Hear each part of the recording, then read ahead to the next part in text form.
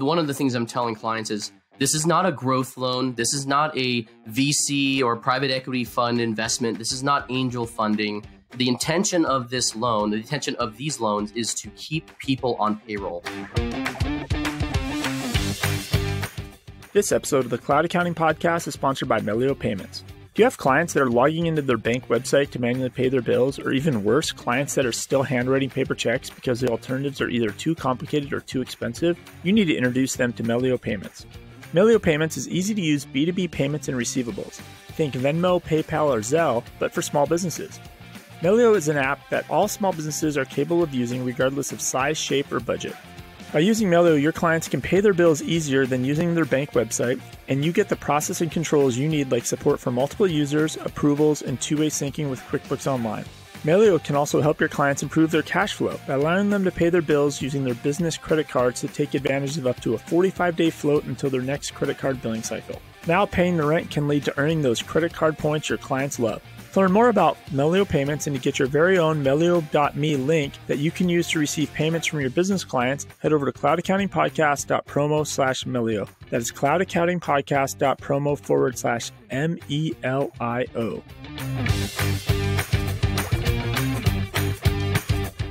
Welcome to the Cloud Accounting Podcast. I'm Blake Oliver. And I'm David Leary. And I'm Michael Lee. And I'm Sabrina Parsons. Blake, I've got special guests for us tonight. I am so excited, David. Thank you so much for setting this up. There's lots of questions on what the programs rolling out from the SBA are. And even me as a small business owner, I don't know what the answers are. I'm trying to navigate them myself. So I brought on an accountant bookkeeper, Michael Lee, who is advising hundreds of his clients probably on how to navigate this process. And then Sabrina Parsons, who's been on the podcast before, she actually is on the board of directors at a bank. And Sabrina has inside tracks with the SBA and the SBDC. So she can kind of give us like what's happening behind the scenes during this process as well. With that said, Michael and Sabrina, if you guys wanted to jump in and maybe say hi. Yes, hi. Thanks, David and Blake, for having us, for having me, and for having both of us. And David, yeah, your situation is very similar to many millions of other small business owners across the country. Yeah, thank you. I'm really happy to be back with you guys, Blake and David. The last time we were together, we were actually at a conference, which seems so far away and so foreign now, since we're not allowed to ever do that in person for I don't know how long. So I'm glad to be talking to you guys in some way or another. And I'm really glad to be doing this content today because the number of small businesses in the United States right now that are struggling is staggering. But there are some programs that can help them. And these programs are very difficult to wade through and figure out, what's good for what business. So hopefully we can help people. And Sabrina, what bank are you affiliated with? I'm on the board of Oregon Pacific Bank, which is a small community bank in Oregon. Gotcha. And Michael, for the folks who may not know who you are listening in, where are you located and what's your firm look like? I'm normally located in Burlington, Vermont, though I'm sheltering in place in Tempe, Arizona right now. And I am CEO and founder of Reconciled. We're an online bookkeeping and business advisory practice. I've got 27 employees working from 9 states and serving about 150 plus clients across the country. So you must be really busy right now with all of these SBA loan questions, applications, I imagine. Oh, yes. From sun up to sundown, that's all I'm doing right now. So even though we can't see each other and we can't get together, you and David and I are all in the same state because I'm in Phoenix right now. I'm normally in LA, but I am also sheltering in place in Phoenix. Yeah, the one time the three of us are in the same state, we can't even see each other in person. So we're representing Phoenix, Tempe, and Tucson. So it's like those are like the 3 cities in Arizona, right, David? Yeah, there's still Flagstaff. There's a couple other, but yes. Okay. They're the only 3 worth going to, right? All right. What we're going to talk about tonight is the 2 types of SBA loans available. I understand there are 2 right now. And of course, this could all change very quickly, right? We've got the Paycheck Protection Program, also known as the PPP, and the Economic Injury Disaster Loan Program, aka EIDL. And by the end of this, we will all be really sick of acronyms. Am I right? Did I get that right, Michael? Yeah, you got that right. And actually, those are the 2 we'll talk about primarily on the show, but there's actually Plenty more that the SBA does, but those two specific ones have gotten the most press over the past several weeks. Yeah. So where do we want to start with all of this? So, I mean, I think I've heard from a lot of accountants and bookkeepers, there's a little bit of a playbook here, right? Like, hey, you want to first get control of your expenses, go for any free money that you can go for, renegotiate interest rates in your loans and any terms you can with your vendors. And then it's like, okay, now the stimulus is out there. And you go to CNN, you see there's going to be, $350 billion for small businesses. And it goes live tonight at midnight, and it's just this grab. But then you step back and the rules are just overwhelming. And like, what's a small business owner, what should you do first? Do you do the emergency thing first? Do you do the Paycheck Protection Program first? I mean, it's kind of like, in a way, like, Michael, I'm coming to you as a client maybe, and I'm like, what do I do? What's the first thing? Yeah, that's a great question, Dave. And that's a question I've been asked hundreds of times throughout the past several weeks. So first, the first advice is what you exactly did is you asked an advisor of yours, right? If I was advising you, you came to me as an advisor and you said, hey, here's the situation. And so I'm telling every client, that's great that you came forward and that you're wanting to advise. And hopefully the advisor you're working with has actively come out to you and been proactive with you to help you through this, worldwide pandemic situation, very unique situation. I recommend any of the listeners to go to their banker, to their attorney, to their accountant, CPA, business advisor, and talk through this. And if they're working with an SBDC rep or an SBA rep, to work through this. So the first thing you want to assess is, what is the state of your business and your cash flow? And you want to work with your accountant or your internal accounting staff to assess that situation and to really see if your business, how it can survive and if it will survive over the next 60 to 90 days and for the rest of the year, and what kind of impacts this COVID-19 coronavirus pandemic will have on your business. So I think that's the first thing you want to know before you apply or go for any assistance. You kind of want to know the state of your business.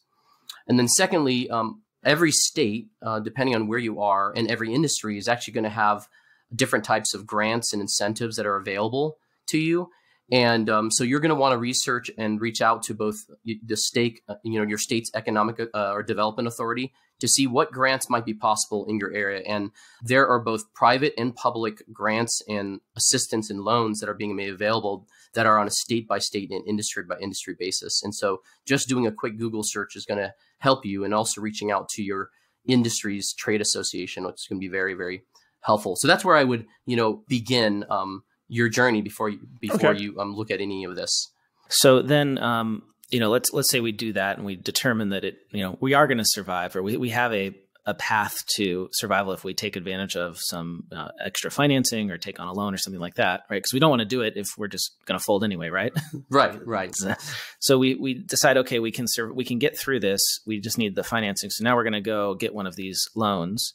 And maybe this is a good place for Sabrina to come in. And well, let me ask this. There's so much I can't even think. Why are the banks involved in this? Like, how is this whole thing working? So this is a federal program with the Small Business Administration, but all the lending is going through the banks, not the SBA. And the whole loan process is all happening through the banks. Yeah, so that's just for the PPP, right? So it's just for the Payroll Protection Program where it's going through the banks. The EIDL, that's a loan that loan structure has been around for a long time, and it's used in mostly natural disasters. So think of Katrina, New Orleans, that comes raging through. What you saw in Houston, you have a huge national disaster, Sandy, small businesses get wiped out, they have to close.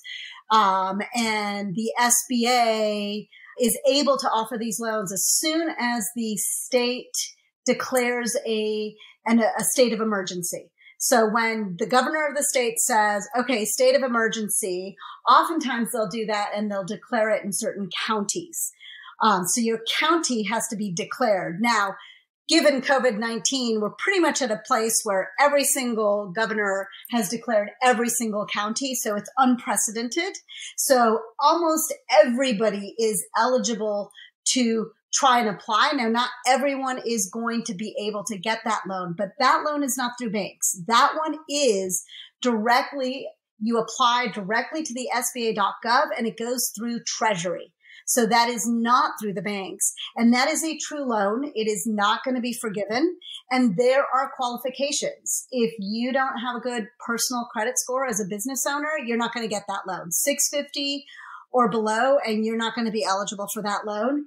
And if you're not willing to put personal guarantees on the line, you're not going to get that loan either. So to Blake or David, I forget which one of you said, if your business is going to fold, you certainly do not want to get an EIDL loan because you will be personally responsible for paying back that loan. So that one isn't through the banks. The PPP is through the banks because it's in the format of the SBA 7A loan, which are always done through SBA approved lenders. And those are lenders that have gone through a process. They get approved by the SBA, and the SBA backs those loans. And so the SBA is going to back PPP loans at 100% if they're used correctly. So that's just to kind of position these two particular loans. The process is different. How you get them is different. Who qualifies is different. And the EIDL will not have forgiveness, although it's a great interest rate over 30 years, 3.75. Whereas the PPP, if you don't get forgiveness, it's 24 months at a very low interest rate, but it's only a 24-month loan. And so for the emergency one, if I heard you correctly, I have to have put up personal guarantees regardless of my business formation. So if I'm a S Corp, et cetera, I still have to put personal guarantees. Interesting. Yep. You have to have personal guarantees. And so you have to think through that. So one of the things that, from that bank perspective, because, the reason that I know a lot about the loan process is because I'm on the board of Oregon Pacific Bank, but through Palo Alto Software, we work with a lot of small businesses. So that's where I'm in touch and working very closely with the SBA and the SBDC. And through kind of going through all of that, what we're realizing is people, number one, they don't understand the difference. And some businesses may need both. So my advice to a business, very much along what Michael said, right? You got to start with understanding what is this going to do to your sales, your revenue, and are there any expenses that you can cut except personnel? Because you will not have the loan forgiven if you're laying off people, because the Payroll Protection Program is exactly for that. So you have to go, you got to do your numbers, you got to figure out how is my revenue affected? Are there any expenses I can cut? And I'm going to model this out without losing and laying off any staff, because if I do, I'm not forgiven. Once you do that and you understand how much cash you need to make it, say the next 6 months, right? Let's just think 6 months. Then you have to go through the Payroll Protection Program and say, okay, I'm eligible for a certain amount that I can borrow. And that is different from the amount that is forgiven. So you figure out what you can borrow, what is forgiven. And I'm suggesting that people borrow what is forgiven. But that number may not match what you need. You may need more, and you may need to use it for things that you can't be forgiven. Inventory, other expenses that aren't payroll expenses. So that's, Michael, that's what you were talking about when you said, run these numbers. It's not just, will I survive as a business? It's also, does it make sense for me to take this loan because I have to keep all of my staff, or substantially all of them, right?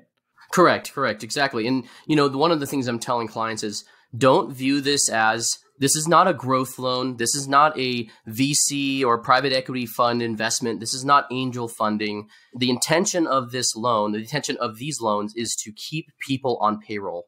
It's to keep businesses afloat and keep people on payroll. So I've had many clients who have shut their doors or temporarily shut their doors, and they're thinking, okay, well, I've laid off all my employees, or I've furloughed all of them, or terminated all of them. I want to get this loan, bring it back to work. And the first question I ask is, does your business have any potential to bring in revenue at all for the next 2 to 3 months or 4 months? Are there any customers that are going to be purchasing from you? If you're a restaurant, a retail store, do you have any reason that you think you're going to be an ongoing concern? Because if you don't, you'll be bringing people on thinking that you're going to get forgiveness, and then you're just going to be laying them off again. It's a pointless process for you. So that's really why you want to evaluate, and as Sabrina said, The point is you believe you can be an ongoing concern, and that their goal is to keep people on payroll to operate your business, and that you still have customers out there that are willing to buy your product or service. And Sabrina, I think I heard you say that if I don't get the forgiveness, it's a 24-month loan. And what is that interest rate then? The interest rate is very low. It's 0.5%. So it's almost nothing, but you have to pay it back in 24 months. So, again, exactly what Michael said. The point of this money is to keep people on staff and to pay your rent or mortgage interest. So you can use it for that as well. So that, right now we're going through, it's, April 2nd, people have had to pay their personal rents and personal mortgages, and there's all this forgiveness, and you can't get evicted. On the business side, all the commercial, building owners also need to pay their things. So they're trying to help you keep people on staff and pay your rent, basically. That's what they're trying to help you do. And so Michael's exactly right on. And your business may also be a going concern, but may not be able to support itself if you have to keep everybody on. Now, another big question people have is, I've already furloughed or laid people off. I can't do this. You can if you bring people back. So you can bring people back, but again, it's got to make sense. And you just have to do the numbers, right? You just have to figure out, how much can I get? How much is forgiven? And what does that do to my current financial forecast? And once you figure that out, it makes a whole lot more sense, because I don't think that you want to get saddled with a loan that has to get repaid in 24 months. Now, if the loan is $6,000, maybe that's fine. But if you're trying to deal with 50, 60, 70 employees, those people's payrolls, you're talking $500,000 to $2 million. Nobody wants to be saddled with that, even at a low interest rate, and have to pay it back in 24 months. That's where accountants are so relevant right now. If any time in history are accountants relevant, it's now for small business owners, because accountants are equipped to be able to help their clients figure out which route to go makes sense for their business. There may have been some breaking news just a few hours ago. I recall seeing something somewhere on Twitter about this interest rate changing from 0.5% to 1% at a news briefing. It's changed a couple of times. It was actually up at 4% for 10 years. And that's what a lot of people thought for a while, and the banks as well. And then when all the paperwork to the banks came through, it was actually 0.5% for 24 months. And so it's changed again. I hadn't heard that bit, but it's changed twice. It's already changed once. It was originally 10-year loan at 4%, and that changed to be 0.5% for 24 months. Yeah, Blake, I think you're referring to the SBA's administrator finally put out on the SBA website about between 4 and 5 p.m. This Pacific time. They put out the interim final rule that the administrator wrote up of how they would go about advising and providing guidance to the banks and community banks. And that did say in that final rule, that's going to the Federal Register now, that the loan interest rate would be 1% for this loan. Okay, so that just happened, because I'm reading here on a CNBC story that is dated April 2nd at 7:09 p.m. Eastern, and we are recording at 8 p.m. Pacific, that Mnuchin announced in a press conference this afternoon or in the evening, Eastern time, that interest rates were raised to 1% after hearing concerns from banks. So I guess, I'll check his Twitter. Yeah, because that's where official policy is made these days. So apparently there was a resistance from the small banks. Sabrina, maybe you have some insight on this. Resistance from the small banks because they're getting a cut of all of these loans that are being originated, right? And there wasn't going to be that much money. Like for $100,000 loan, it would be $5,000. And now they're raising this percentage, so the banks are going to get more for these smaller loans or something like that? Yes, exactly. And I do know that the banks were concerned. Now, ours is a small community bank, and our perspective had been, you know what, we need to help small businesses. We need to help our community. There is a small fee that the bank gets for getting the loan through. And given that interest rates are basically at 0, 24 months and 0.5, our community bank's perspective was, it's fine. We will, it'll be worth our while, and our community desperately needs it. But there was definitely some kind of pushback from some small community banks that said, we don't get anything. Now, the biggest thing there to really consider is it's all the very small businesses that they're most concerned about, that they have this volume of thousands and thousands of businesses that need payroll protection program loans that are going to be less than $100,000, because the loans above $500,000, and I forget, I think it's $500,000, but loans above that amount, they get 3% for. But, if you're getting $1 million, the bank's getting $30,000, and that's not bad. I mean, that's not the business model the bank has, but, you're making something from it and it's worth the time, versus for $100,000, you're making $5,000. So there was definitely concern, not just from the banks, but I think from the general community, that if you didn't make a teeny bit more incentive for the banks, you don't want people playing with things and not serving all the businesses. You don't want cherry picking. And the SBA will be auditing banks. So they do want preference for underserved entrepreneurs. So entrepreneurs of color, women, and rural entrepreneurs need to get preference, and banks are going to have to prove that they're doing that. And so this was kind of a concession to sort of make sure that we can serve as many small businesses as possible.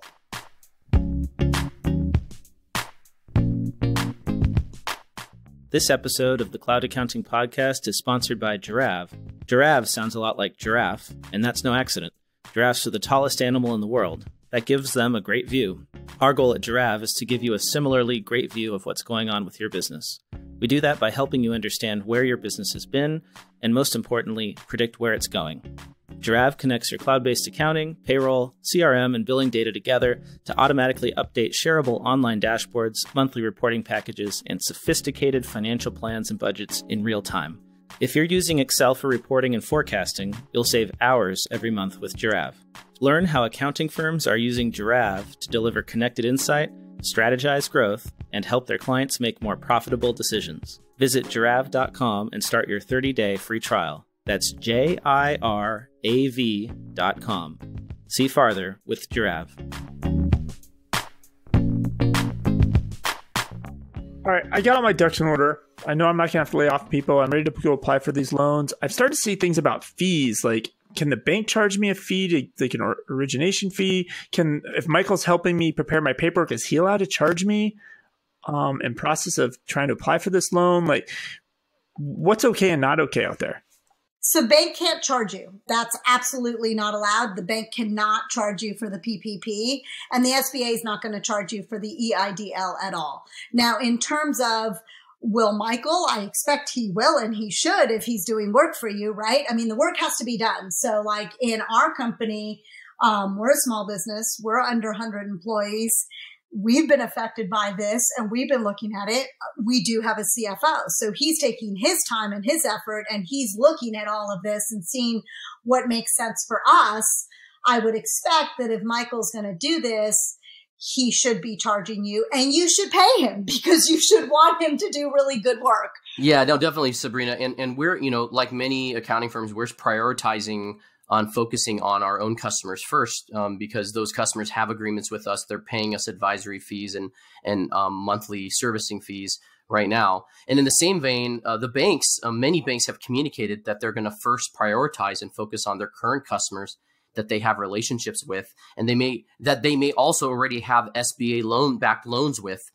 So they're going to be focusing on those customers, putting them in line, and that would make sense before new customers get in line with them. So you do want to, I'm telling customers, you do want to reach out to your current banker or your current bank. And if you don't have a relationship with them already, besides just a deposit relationship, you want to find out who the bank lender is at your bank, and have a communicate with them, form that relationship, and begin to let them know what assistance you'll need and what option you want to go with, and get the help of your accountant or your attorney or your advisor to walk you through this as you apply for these loans. So the banks are going to get 1% because the SBA is going to pay the interest to the bank on the small business's behalf if they comply with the program and use the PPP money to maintain payroll. So they're not actually if you get full forgiveness, because you have 6 months reprieve basically to paying back the loan. If you get full forgiveness, the bank is only getting that percentage, either 5 or 3%, depending on the amount. The bank is not getting paid the 1% interest. It's beyond that, and anybody who keeps the loan and doesn't get full forgiveness. So that's my understanding, that the bank isn't necessarily going to make any money per se from the loan those 8 weeks. The little bit of money to be made is from that 3 or 5% that they're going to get depending on the loan amount. And then if people borrow more than is forgiven, or they don't spend it in the right way, then the bank can make that 1%. And it's the actual, it's the borrower that will pay it. Okay. So the 1% applies only if the loan is not forgiven. Exactly. Correct. The portion that is not forgiven. What is this 3 to 5% again? So it depends on how much you're getting. It's a sliding scale. So if you're eligible for, I think it's, and I'm trying to find the exact information here. If you're eligible up to like $500,000, the bank gets 5% of that. Beyond that, the bank gets 3%. So that comes out of the amount that I would get is like, nope, that's getting paid by the SBA. Oh, okay. Yeah, it's basically a lender fee. It's basically a lender fee. Yep. Yep. So the banks are going to make a lot of money from this. Well, it depends, right? If your average loan is $50,000 and you get your 5%, $2,500 for the amount of like scrambling and work and dealing, the banks aren't making a ton of money. I mean, if you're looking at it from like, this is going to be a huge moneymaker, maybe in bigger communities where businesses are bigger, if your average loan size, gets up above $500,000, it's an opportunity for banks to make money. Because they're making 5% on those bigger ones? 3%. So it's 5% 3%. on the lower amount, 3% on the bigger one, but it's just more money, right? So, right. But from the community bank perspective as a board member, the opportunity I see is it's an opportunity to actually serve your customers, serve them well, help them so that they don't go out of business, right? I don't want them to go out of business because then I don't have a customer. So I am incentivized to help them stay in business. And it's an opportunity to actually serve people who may become customers.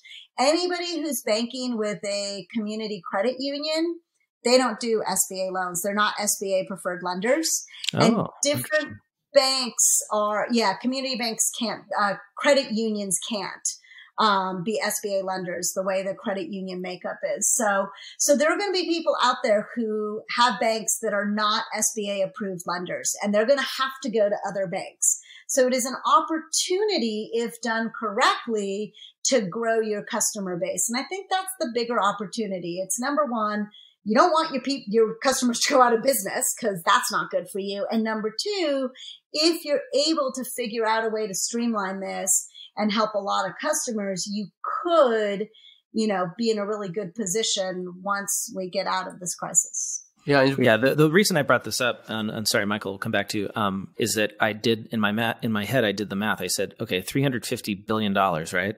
And 5% of that is $17.5 billion. That's a lot of money. Yeah. Like that the banks are going to get. Yeah. Well, the majority of these loans, again, are going to be smaller than $350,000. And the final rule said for loans of not more than $350,000, they would receive that 5%. But then it does step down to 3% between $350,000 and $2 million. And then it drops down to 1% if it's a loan above $2 million. So between 2 million and the 10 million max that you're allowed on the PPP, the bank's only going to get 1% of that loan. And it's limited to, is it 2.5 times your average monthly payroll? Yeah, 2.5 times the average monthly payroll costs. And there is a definition to that monthly payroll cost that's provided by the SBA and what they're defining as monthly payroll costs. And I should say, is it the monthly payroll cost? So it's like I take a month of my payroll cost and multiply it by 2.5 with all those provisions, or is it a larger period of time? Like, I was confused on that. Yeah, according you have to take.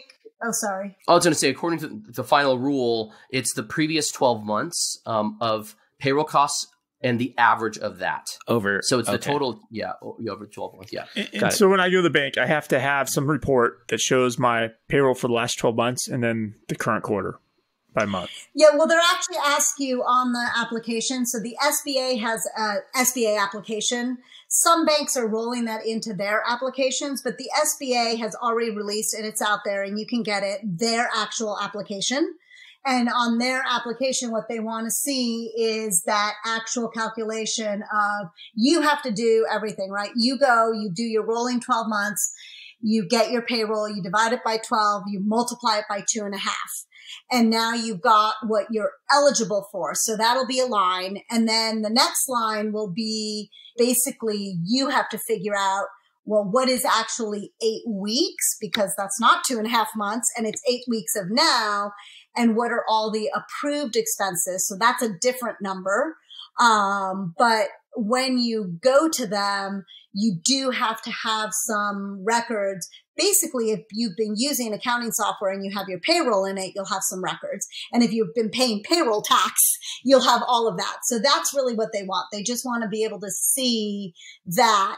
And one of the things that a lot of people are recommending is that when you get your PPP money, that you actually open an account, you put it all in that account, and you pay only approved expenses, because it's a very clear, easy, trackable way to be able to show and make sure you're going to get your forgiveness, rather than commingling, and then you have to be very careful with record keeping. I mean, you still have to be careful, but you know, if you're getting a chunk and you're going to pay 8 weeks of payroll and rent and utilities, which are approved, put it in a separate account and pay it all from that account and only pay those things. And it'll make your record keeping easier. So when I do the calculation based on my payroll, and that's how they figure out how much the amount for the loan is, but I can use it and spend it on my rent and other items. Yeah, there's a list of forgivable expenses that are covered in the covered period, and it includes payroll, rent, utilities, and other items that's been listed out by the SBA. So is my rent and all that included in the original calculation? No. And that's why the original calculation is 2.5 months, I guess. So you get to calculate 2.5 months, and you only get forgiven for 8 weeks. And so that allows you potentially to have some extra, right? To pay for rent and other things. I was wondering if the 2.5 months was just like how long they hope this is going to last at the longest. You know, that it's like, let's really hope that it's done by April, May, mid-June, because if not, and that brings me to my next question, which is the amount is $350 billion. How quickly is this going to go, Michael or Sabrina? So every small business in America applies for it, and everybody just gets $12,000. Great. Yeah. Wow. I hadn't thought about that. So there you go. But not everybody's going to apply, right? To Michael's point and what he said already, right? You may be in situations where it just doesn't make sense. If you've already laid everybody off, if you've shuttered, if you can't open for the next 2 months, you should be thinking of other options. And maybe it's the EIDL, and maybe it's something else. But, you know, not everybody is going to apply for this. It isn't going to make sense for everybody. And when do the payments start? Do they start immediately? Or is like the whole amount due it in 24 months or what? No. So the payments for the borrower, you get 6 months reprieve. Okay. Got it. 6 months. And then I start making payments on principal and interest if it wasn't forgiven. But I really would encourage, you know, small business owners to be working with a financial advisor, whether you have someone internally or you're going to an accountant, because the way this loan pans out, you should be getting what can be forgiven. That's what this is for. And that's how you should think about it. That's really, I think, what people should think about calculating. And then if you need more, go to the EIDL and then think about how you're going to deal with the EIDL. And if you're going to go bankrupt, don't get any of it. and if you're hoping or banking on forgiveness, I mean, you got to remember that when the whole purpose is for payroll and payroll costs. So at least 75% of this loan, in order to be forgiven, needs to be spent on payroll costs. And so you can't be using this for rent, utilities, and other costs that are listed as forgivable costs, and have that add up to more than 25% of the loan of the portion you want forgiven. So you really need to focus on making sure that this is spent on payroll costs, and that you have a way to spend that, and you have the people and people employed or people return from unemployment in order to do that. Sabrina, you said I shouldn't get this unless I'm going to, still be in business, but is there a personal guarantee? Like, do I have a risk if I take this and then I go out of business? No, the Payroll Protection Program does not have a personal guarantee, but the whole, if you're really going out of business, you probably have already laid people off. And when you do your calculations, you're going to see it doesn't pan out. Like if it's because it's not just to pay yourself, right? You can do that. There is a independent contractor and sole proprietor clause to this. Nonprofits can also apply, but they've also beefed up unemployment and everybody's getting $650 more per week. So, I mean, you really have to weigh it. The whole purpose of this program is to help businesses that really can survive and need that extra help to keep their FTE where it is and not pour people into unemployment. So, obviously you can do whatever you want to do and people are going to do it. But, from a kind of mission of helping small businesses, I really would advise people to think very clearly what their options are and apply for the right programs. So I have a question, Michael. Now, you've advised me to or Sabrina, actually, think I said to go do. I'm going to set up a different bank account. I'm going to make sure I only use this money to do payroll and my rent and the qualified expenses. But does that mean in 6 months when it's time to get it forgiven, do I have to create some report and go back to the bank and show them something? Or is this kind of more like an IRS audit situation? Like maybe one day the SBA will show up and want to see justification. No, you will have to ask for forgiveness. And when you ask for forgiveness, there will be a process, which is not clear yet because they barely have clarity on how you can apply for it. But there will be a process and you will want to do that a good 60 days before the 6 months, because you will have spent all your money in 8 weeks. So as soon as you spend your money, you should be working with your bank and saying, great, what's my process? How do I get this forgiven? Here's all my record keeping and it's all in shape and I have everything I need and I can prove everything that I need to prove so that you immediately just get it forgiven and you don't have to worry about it.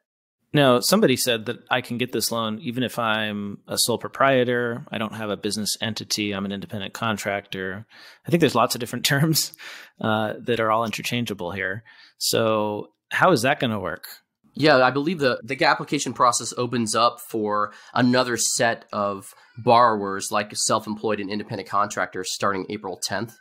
And that guidance, I think there's going to be more clarity put out even for that group of people, but they're going to have to wait until April 10th in order to do that. And I assume then, let's say I'm that person, I'm going to be the only person on payroll, right? I mean, and I can do that. They're going to let me do that. So instead of having to go, go ahead, Sabrina. There's going to be a process. There's going to be a process for it of being able to prove from your taxes and what you filed. So people have asked me, so my 1099 people, they don't count as FTE if I'm not using them, and they don't. When we're talking for the PPP, if you employ people, it's people on payroll you pay payroll taxes for. Your independent contractors are eligible, but they're going to have to apply on their own. And like Michael said, that application date starts April 10th. And I almost think that it's because they're not sure what that process is going to look like. And they're just dealing with this one first. So you mentioned that if, every small business in America applies for this thing, we're all going to get $10,000, which to me indicates that we've got 35 million small businesses that might apply. If you look at exactly all the numbers, this isn't enough. And I think Michael alluded to, there's already talk about what's next, right? Because this isn't going to, or maybe like you asked, like, does this mean it'll be over in 8 weeks? Probably not. And so there's going to have to be another aid package. They're going to have to do something else. Well, so where I was going with that question is, are the banks going to be able to process, tens of millions of loan applications potentially? I mean, even if it's just in the millions, it's a lot to do all very quickly. How soon is this money actually going to get out to people? That is a really good question. I have heard from some people that larger banks already have a full online application process, and they're saying you can get your money in 48 hours. I have no idea if that's really going to be the case. Well, Chase doesn't. And given that Chase just has like a landing page up saying that they're not going to be done by, and they're saying that they're not going to have it by Friday. I saw an article on CNBC that says every bank they've asked has said they're not going to be ready this evening. And this goes live in 3 hours, 2 hours, another hour, right? On the East Coast, midnight, right? So Oregon Pacific Bank will be ready. All right. And I know There's few one other banks that will be ready. US Bank apparently has an online application, and they're one of the ones promising 48-hour return. I don't know how that is possible, but for what that's worth. Yeah, and it's interesting to see how the online and fintech players are trying to get involved. Even Fundera and other online fintech players, although they're not SBA lenders, they're trying to help customers get their documents together and ready. And they either must have some kind of referral fee relationship with banks that do SBA lending, or they're trying to position themselves as an agent. And there is information about being an agent and what how agents get split on the SBA fee. They get a small portion of that fee. And so it's interesting to see how the fintech players are positioning themselves in order to take advantage of this application process and help process these loans. Yeah, I'm on my bank website right now, BBVA Compass, or it used to be Compass, just BBVA. And they are a national preferred lender by the SBA, but it says nothing of the PPP on this website in any way, shape, or form. Wow. And then, Blake, you said there's just a holding page on Chase's right now? Yeah, it basically said that they're not accepting applications at this time, but just check back. And then I read another news story where they said they're not going to be ready by tomorrow. Yeah, and many of the definitely, I was going to say many of the larger banks have emailed, and I've seen emails from clients that they've received these emails have said specifically, do not go to your branch, do not come in. We will provide information, but your lender at the branch will not be able to help you. So many of the banks are not ready and will not be ready tomorrow. So we'll find out. I think we'll see just how many of them are on the ball with that. And I would say this is a great time to reach out to your community bank. The reason I joined a community bank board is that community banks were created to really be a part of the community. They're smaller. They can be more nimble, not all of them, but there's a couple other community banks here locally that I know are also ready. And they are, they don't have as much of the sort of big infrastructure and all the organizational structure to get through to be less nimble when something like this happens. So, I would say think about if you're not banking at a community bank, just reaching out and seeing, because they may be very happy to help you. That's great. They won't do it in person, though. Do not go to the branch. And this is good because we should all be social distancing, and it would be ridiculous if, millions of small businesses showed up at their banks to have to fill this out. Michael, I want to make sure before we go that we talk a little bit about like the practical aspects of handling this for your clients. You said you have 150 clients. How are you going about, helping your clients with this? Did you email them like a service offering? Like, what's the workflow? What documents are you getting together? Like, is this driving you insane? Are you up all night? Me and my team have been working a lot, definitely. And one is we've I personally got on the phone over the weekend and over the past few weeks and actually contacted all of my major customers that I had a relationship with, and just contacted them by phone, just checking in on them, making sure they were okay and their families were okay. And then letting them know about their options that we were aware of, and then helping them prepare the documentation in order to work with their bank. And oftentimes we would ask, hey, if you want us to interface with your bank, we're more than happy to be the direct communication line so that you don't have to be involved other than going into your bank and signing and approving, that you want to do this loan or you want to go through this process. So we're also helping just calm anxiety and fears with our customers who are worried if they can, even still be in business, or maybe they're doing really well and they're trying to assess, how do I continue to grow during this time when most of my friends and peers around me are not? And how do I have enough empathy and also take advantage of the opportunities that this pandemic is providing some of my, e-commerce clients and other clients where industries are growing and doing very well. Yeah, that's a good point, right? In every economic downturn, there is opportunity, and some businesses will fold, many will fold, but many giant successful businesses came out of downturns. And if we can help them, like you're doing, then we're doing some good there. Yeah, exactly. And then, I've been spending almost every day with a few other accountants that many of you know that we're doing a daily update on Facebook Live and for our peers and also for our clients that we can send video formats to. And I'm also engaging local associations and chambers. Sorry, tell us about that group. Like, where can people listen in or join?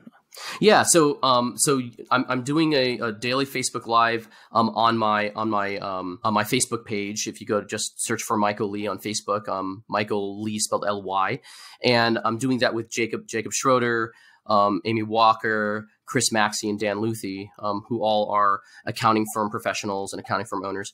And we're providing that daily update at 5 p.m. Eastern, 2 p.m. Pacific every day. And we'll continue to as we go through this pandemic until we get out of it, just so that we can continue to provide recorded and live advice and answer questions for people. Sabrina, so, thank you so much for joining us. If people want to connect with you, find out more about the Oregon Pacific Bank, did I get it right? Yep, Oregon Pacific Bank. Where can they connect with you? The best place to send people is just my email address, sabrina@paloalto.com. I usually am a huge advocate of work-life balance. And now that we're just, stuck in our homes all the time, I have lost all sense of it. And to be honest, I feel like, closing the door of my home office and pretending nothing else is going on outside of my house, which is a typhoon of teenagers on Xbox eating everything in sight. I'm available a lot, so just email me, sabrina@paloalto.com. And Sabrina, I feel like in the past you've always advocated not work-life balance, you really work-life integration, and I think you've achieved it. You're at the peak of this right now, right? We've all achieved this now. It's your dream, Sabrina. Oh God, I don't know if this is my dream, but yes, I certainly have always advocated integrated life. I don't think I quite imagined this, And I say that all of you who have little kids, I get it. It's really, really hard, but I will see your little kid and I will raise you by 2 teenage boys any day. Yeah, I'm trying to decide. I would happily train. Maybe you can ship your teenagers over to me and you can take my 5-year-old who's bouncing off the walls because they closed the pool at the complex we're staying at. It's a challenge for everyone, right? It is. It is. So thank you both for joining, because I feel like I have a little better plan of attack on Saturday when I sit down to decide some calculations of what I think I want to do or not do. Hopefully any accountants or bookkeepers listening will be able to maybe reuse what you're saying when they communicate with their clients. Because I think even accountants and bookkeepers, this has been changing so dynamically and so fast that they can't keep it up with it. And so if they can't, for sure the clients can't. Michael is, you're really on the cutting edge. Like, you were on this from the beginning. And I think a lot of accountants, we're all so busy. It's the worst possible time this could happen, in that it's like tax season and the deadline wasn't even extended until last week? I don't know even when things are happening anymore. They're happening so quickly, and nobody has had any time to wrap their minds around this. So thank you so much, Michael and Sabrina, for joining us and helping us get some clarity. Because now I feel like I understand at least the PPP a lot better. That's great. Well, thank you. Thank you for having us on. And you're right. Accountants, this is your opportunity to shine. And I've even seen accountants send emails to their clients that said they're available to help after July 15th. And so I'm just amazed by that and going, this money and their business will be gone by July 15th without your help. So accountants, this is your opportunity to shine. Your tax returns are delayed. Go and reach out to your customers and give them some help on this process. And anyway, March was like 8,000 days. So between now and July 15th, it's going to be another like 20,000 days before we even get there. So, well, it's because we're living on an exponential timeline now, right? Like it's God. every week is twice as long as the week before.